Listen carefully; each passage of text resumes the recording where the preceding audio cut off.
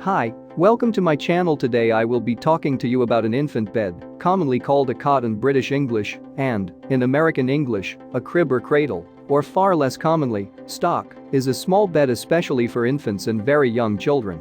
Infant beds are a historically recent development intended to contain a child capable of standing.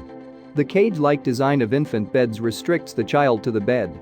Between 1 and 2 years of age, children are able to climb out and are moved to a toddler bed to prevent an injurious fall, while escaping the bed. Infant beds are more common in Western countries, employed by the majority of parents as an alternative to sharing a bed, co-sleeping. Here are the top 30 best baby's crib or cot used nowadays. Keep watching.